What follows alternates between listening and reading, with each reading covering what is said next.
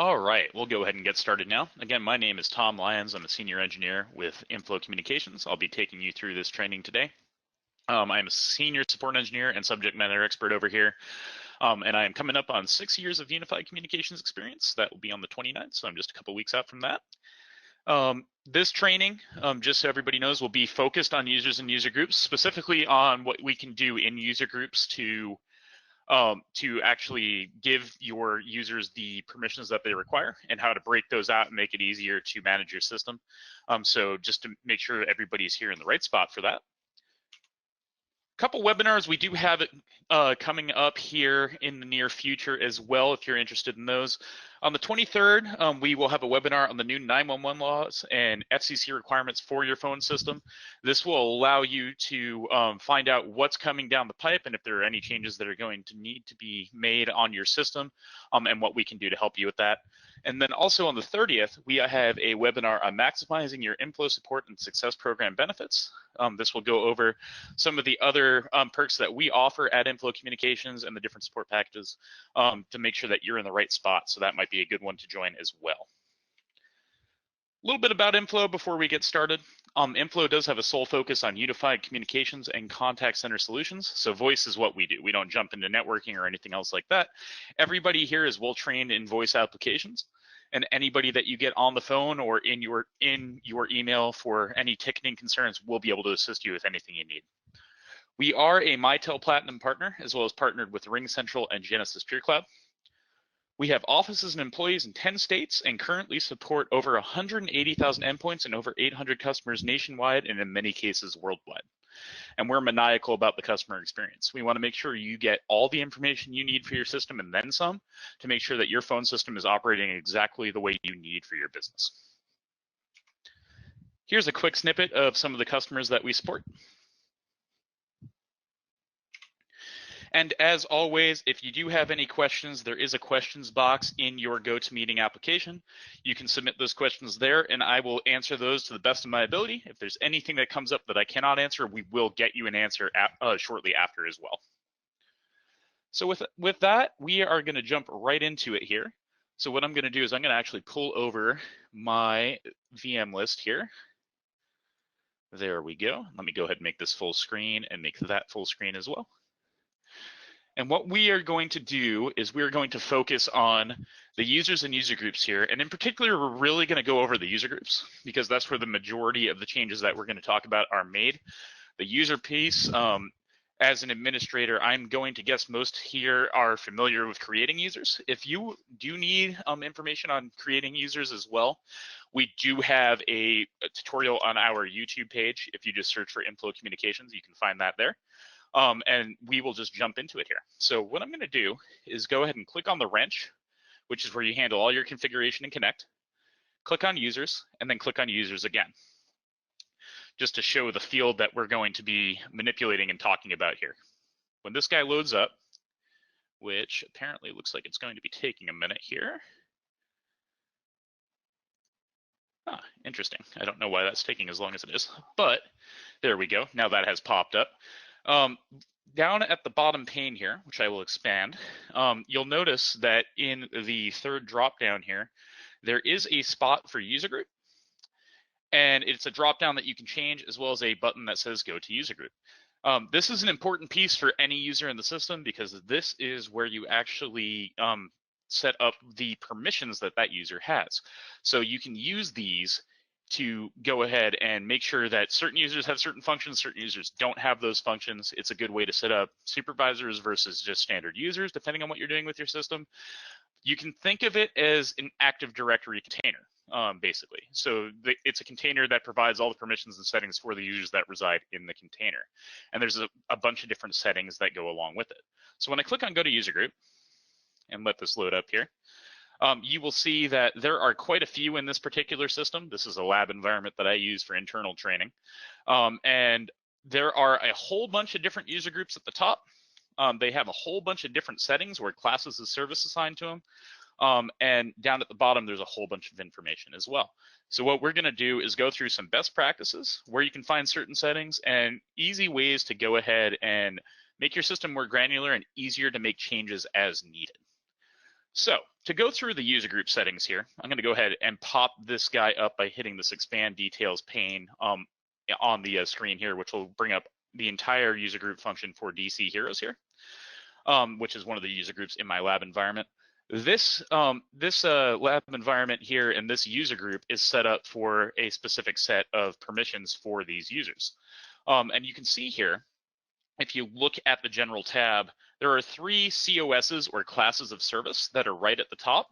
Those are the main parts of the user group that are going to provide the permissions that you were looking for. So we're going to spend most of our time in there. Before we do so, though, one other piece that is super important, especially if you're setting up new users and new user groups, is down at the bottom. You'll see this piece for outgoing trunk groups. You want to make sure that you have your trunk group selected as well for your user groups. This is for outbound calls that they can make. So you can see here, just to gloss over this really quick here, you have 2 choices here. You have an available set, which you can see this is all grayed out, and then you have a selected set. You simply want to select the trunk groups that you want your users to use on the left side, hit the right arrow, and it will pop it over to the right side so that you can use it. That is the main piece of the actual user group tab. Where we're going to spend most of our time is in the class of service telephony, which I'm going to go now. So you can go to the class of service by using the class of service tab. I find it much easier, especially if you're modifying a particular user group, to find the class of service for or find the class of service line in the user group and just click view class of service. It's going to bring you right to it, which you can see here. And in this page, when you're in here, you can see that the telephony tab, or in this particular case, the DC Heroes telephony, it also shows you which user groups that particular class of service is actually being used for. So this will tell you if you're going to modify permissions for multiple groups or just one, and let you make the changes that you need to make. These can be created as well, as you can see up top from the new and copy buttons. So you can create classes of service and user groups for specific offices or groups. One common way that we do see this is if you set this up for your specific site. So in this particular case, these guys have a Pittsburgh and a Yonkers site that we use for internal testing. A good way to do that would be to have a Pittsburgh user group and a Yonkers user group and set up classes of services for those specifically, so that when you make changes here, you're only changing one group. That way you know that you're not adding functions to another group that they shouldn't have. It makes it a lot easier to keep control over your system. Conversely, if you want everybody to have the same permissions, you can put everybody in one user group, and then any changes you make will be a global change. To go through some of these changes here, I'm going to go ahead and hit the expand details on the telephony tab. And the tab here is going to have a whole bunch of different functions. The top one here is that max call stack depth. That's how many calls your user can have at one time going on their connection, whether it be a phone or a soft phone, before the system will actually start sending calls to their busy destination, which is typically their voicemail. You'll see in this telephony tab, this call stack depth is actually set to 4, which means you could have 4 active lines on your phone, and if a 5th call comes in, then that 5th call would go to the busy destination. This will enforce that call stack depth on every user that is in the user group as soon as it is enforced. And then if users try to change that setting, because that is a setting that can be changed from within the client, as well as if you try to make that setting change on the user tab and director under the telephony tab, it will actually restrict you from going over the maximum that is listed here. Your maximum buddies per user is going to be the amount of contacts you can have in the Connect client for quick access. So essentially your buddy list, if you're used to 14.2 communicator, it's the same way in Connect client. You can have up to 500. The reason I point that one out in particular is because it actually defaults to 50 in the system. We highly, highly recommend that you would set this to 500 if you don't have it already, because there's no real drawback to doing so. It just allows you to have more buddies. And then there's also the private contacts, which is going to be your contact uploads from Outlook or Gmail. That can be set from anywhere from 10 to 100,000. So pretty good chance that the system can support any and all contacts that anybody in your environment has. There's also a spot for make me conferencing. We're going to skip over that piece for now because that's its own separate topic, but you can select how many people at maximum you can have in a standard ad hoc conference. That does require some switch resources to be set up. But we're going to go over some of these settings here, what they do, and why they're important here. So just to go through a few of them here that are fairly well used in the system. The first one here that we're going to focus on is this overhead and group paging. If you're in a system that has paging groups set up to page certain phones, or if you're using the paging port on the front of a ShoreTel switch or Mitel switch in order to send pages to an overhead system, this checkbox will allow users to actually dial those extensions and use those features. If this is turned off, then even if they know the extension of the paging group or know the extension to get through to the paging port, the system will actually tell them that the action is not permitted and won't actually allow this to happen.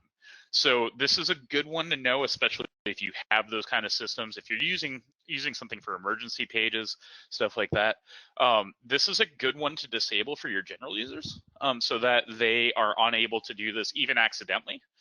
And then keep it enabled for your users that need to have it. And then you could even go a step further and maybe assign a phone button on their phone for it. So this is how you could turn that on and off.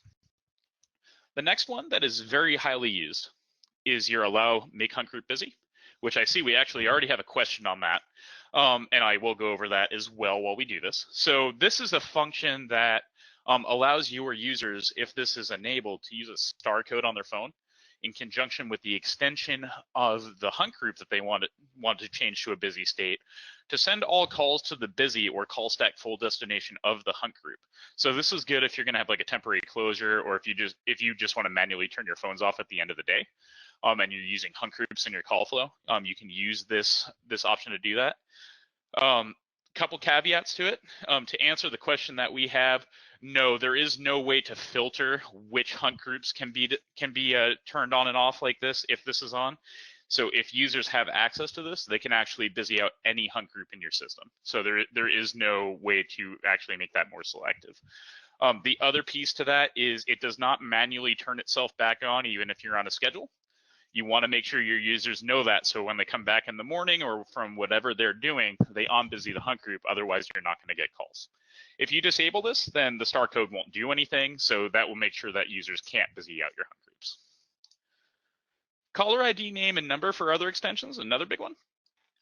This guy is going to show you in the client. If I'm on the phone with Steve from Albuquerque and somebody looks at me in the Connect client and this is turned on, they can see not only that I'm on the phone, but they can see that I'm on the phone with Steve from Albuquerque and how long I've been on the phone with him.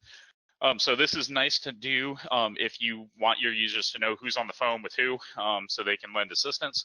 If you don't want people to be able to see that information, you can simply uncheck this box. And now what would happen is if I'm on the phone with Steve from Albuquerque and somebody looks in the client at me, they'll see that I'm on the phone, but they won't see who I'm on the phone with. So that's something that is preferable for some companies. Collaboration features. If you're using anything like the SA100 appliance for instant messaging, web conferencing, audio conferencing, this needs to be turned on. It is on by default. There is generally no reason to turn it off, but if people are having issues with those functions, this is a good one as well. And then just to go down, one more thing that I wanted to point out is your external assignment, which is all the way down at the bottom. And then we're going to go over the bargain stuff because that's a little bit more fun. If you want your users to be able to use their cell phones, which is something that is becoming more and more common. And just as a note, this is for just basic calls to your cell phones, not for the mobility application, which is a separate piece of equipment and separate setup that's required. But for just calls to their cell phone, so if they get a call at their extension, they would like it to forward to their cell, external assignment will allow them to do that. It is off by default in all the base user groups in the system. So you would need to turn this on in order for it to work. And then once that's in, if they have a phone in their cell phone category in their client, they can actually change their assignment to that cell phone, and then any calls that they get will go directly to it. So that's a big one there. I wanted to go ahead and talk about these as well. These directed intercom, whisper paging, barge in, record others' calls, and the silent monitor, because they require a little bit of a different setup than the rest of the checkboxes that are in this field here. And this is one of the areas that we highly recommend setting up the multiple user groups and multiple classes of service, because if you want to use these functions, it's going to make your life 10 times easier to go through and actually make this happen for the users that need it and disallow the people that don't need it. So to go ahead and talk about this here, you'll notice that there's a box for allow initiation, and then there's a series of radio buttons for accept. Allow initiation simply allows the users in that group to actually try to use the function. So currently in this group, you'll notice that for directed intercom, for example, allow initiation is unchecked. That means that they won't even get the option to use that in their client. So they won't even be able to use the function. If I turn that box on and hit save, then that option will become available for people to use. However, they still need a target that will allow them to use the function, because the system is smart enough to provide a check for these, because these are more advanced features, to make sure that the users that they're using them against isn't somebody like a CEO or a director of IT or something, so that you can't snoop calls. So that's where those radio buttons come in. So that accept area is going to tell the system what user, or if any, are able to actually use those functions against them. Currently, you'll see this is set to none, which means anybody in this user group would not be able to, or I'm sorry, not that they would not be able to, but they would actually reject any incoming request to for a directed intercom, because they're actually set not to accept that function. So this is where separating those groups out can be great. So in this scenario, what I would recommend, and this would be the best move for future growth, would be to create 2 separate user groups and 2 classes of service, one for your regular users and one for your supervisors. In your supervisor group, what you would want to do is you would click on the allow initiation box. This would allow your supervisors to actually use the function. And then you would want to keep their accept at none, which means that they can use the function, but they cannot have the function used against them. On your user side, for the class of service for your users, you would keep allow initiation off because you don't want them to use the function, but you would set accept to all. What that's going to do is it's going to let anybody that uses directed intercom be able to use it on them, but they will not be able to use the function themselves. So in effect, you've given your supervisors the supervisor tools that they need. And to go over what these functions do, just to make sure everybody's on the same page here, directed intercom lets you actually directly intercom somebody. So instead of waiting for the phone to ring, it'll just pop up the phone. It will establish the connection and establish 2-way audio. Whisper paging is a 1-way intercom.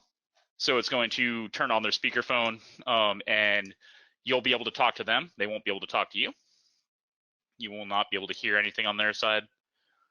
Barge in is kind of a supervisor last ditch. We need to change up something on this phone call tool. What this does is if somebody's on a call and you use the barge in function, it will put that call that that user has on hold and immediately connect them to you so that you can talk to them. It's not often used, but it does have some good things that you can use it for, like if a call is going poorly and you've noticed it, or you just really need to talk to the user if there's an emergency. Those are functions that you can do. Recording others' calls, pretty self-explanatory. Will allow you to record somebody else's phone call from within the system. Does have to be an external phone call. You can't record extension to extension calls using this feature. And then silent monitor and silent coach are very similar. Silent monitor will allow you to listen in on a phone call, but neither party, your agent or the external users that they're talking to, will be able to hear you. Silent coach takes that a step further. You'll be able to listen to the call and the external party will not be able to hear you. However, your agent will. So if you are trying to gently coach somebody and train them, this is a feature you can use to kind of give them some talking points as they go through calls, as they get used to the new environment. Then under here, you have your availability state changes. So to go over these real quick, that top checkbox allows you to change your availability state. So what we're talking about is that available, out of office, in a meeting, all of those features on the phone or in the client. If you want people to stay available all the time, you can uncheck this box, hit save. They can no longer change their availability state. Right under that is your availability state detail changes. And so that is going to allow your users to actually change where calls go depending on their availability state. So you might have a user, for example, that wants to use his out of office to send all of his calls to his cell phone instead of to his voicemail. If you take off this checkbox and hit save, they can no longer edit those details. So they would have to just go with whatever is in the system, which is a good way to just stop your users from making those changes. So those are big ones there. And then the ones under that are for the external assignment. So the call forwarding and find me destinations. This allows you to set up additional phones, which you can see with the checkboxes under it. So you can set up additional ring paths for your users as well. So that's the main telephony piece. Let's see here, what's our time? We have about 7 minutes here. So we'll go ahead and go through the call permissions as well. The call permissions is another telephony class of service that we use in the system. This will actually tell the system what kind of calls your users can make. And you'll see here, when I pop this up, and I'll just use the internal only as our example here, you have a bunch of different call scopes here, ranging from internal calls, meaning only extension to extension calls are permitted. This is the default for any phones that are unassigned in the system. To all calls, so you can make any calls in the system. Really, international long distance and all calls are basically the same. Same with national long distance and national mobile at this point. So you can choose whether or not you want to have local only inside the country, or if you want international calls as well. Under that, you can do some restrictions. So you can see here in the example, if I were to put +1900 in this box, for example, oops. If you were to put +1900 in this box, any calls to 900 numbers would be restricted. So you can actually do this to manually restrict certain phone numbers. And it's just a nice box to have. Not many people use it, but it is there. And then there is also a permissions tab. That one I've actually never seen used, and this is going to require specific codes. So if we are looking for anything specific for call permissions for that, like you're trying to block specific things like maybe dialing 411, there are ways to go about it, and it would just require some research on our side to figure out what's going on there.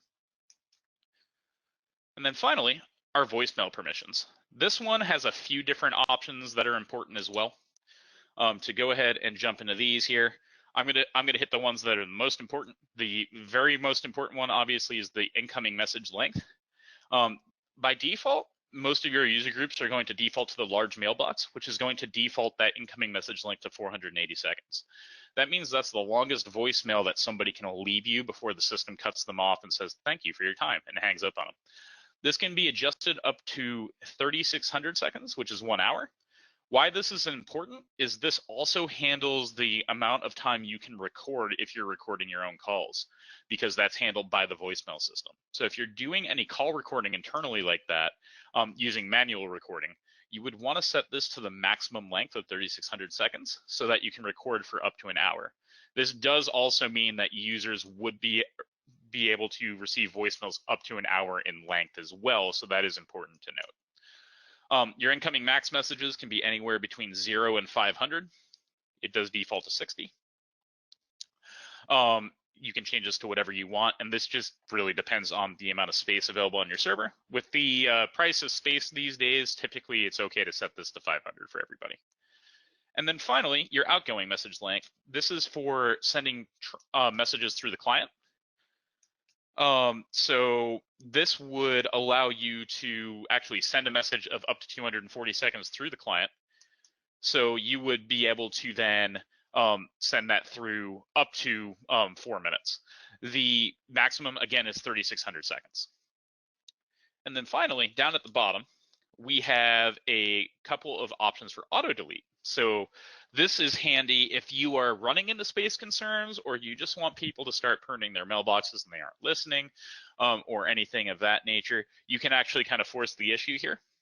you have the ability to set up the system to delete saved and unheard messages. So anything that has been marked as saved in the client or anything that just hasn't been listened to within 7 to up to 2,000 days after the voicemail has been received. So you have a lot of leniency on how long, but you can definitely set it up to prune those messages.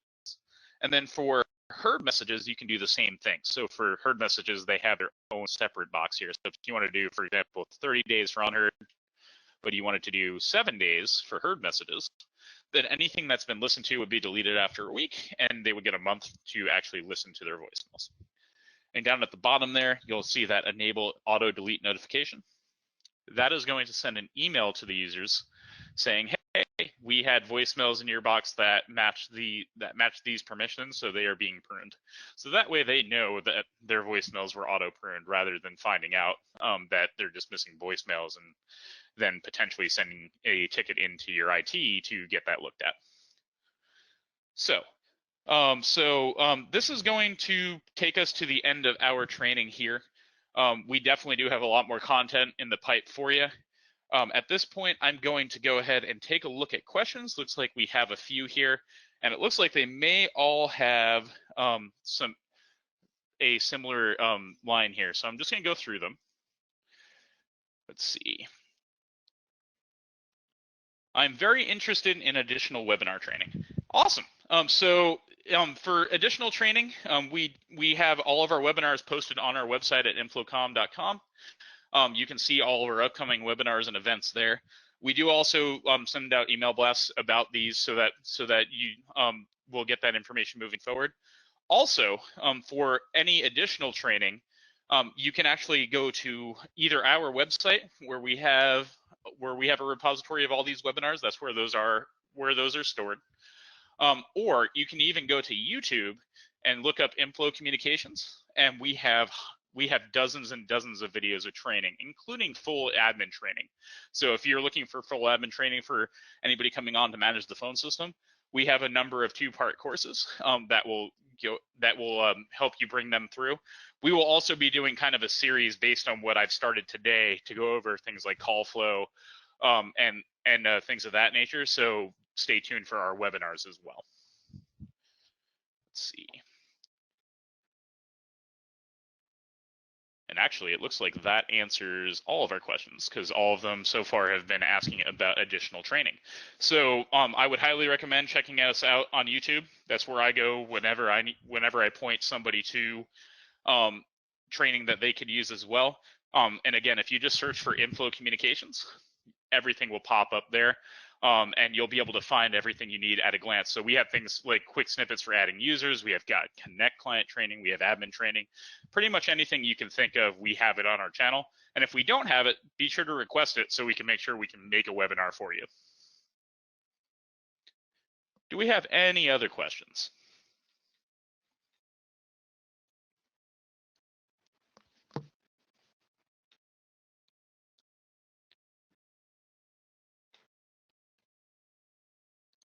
All right, looks like that is good there. So to give you guys some quick information on how to connect with us before we conclude for the day, for our current customer resources, if you need to contact our support for any reason, you can email us at support@inflowcommunications.com. Those emails are handled in the order they are received. You can also log into our support portal at support.inflowcommunications.com. This will allow you to see all of your cases at a glance. If you're the system administrator for your company, we can set it up so you can see all of the tickets for your organization as well. You can reply to them from there, see the current status and everything involved with the ticket. If you need help setting that up, or if you haven't used it yet, you would just want to contact our support so we can make sure that your account is active. And then finally, for more urgent issues, you would want to give us a phone call at 855-946-3569 or 855-9-INFLOW. We do have a 3-ring answer policy, so you are going to be on the phone very rapidly with an agent, and anybody that you get will be able to assist you with anything you need. And then finally, for any information on Inflow support packages, you can send us an email at sales@inflowcommunications.com, or you can send us a phone call at 844-446-3569. So again, on behalf of Inflow, my name is Tom. I'm engineer with Inflow here. Thank you very much for spending your time with us today. We do greatly look forward to seeing you in the future for our future webinars. And as always, I hope you have a wonderful day.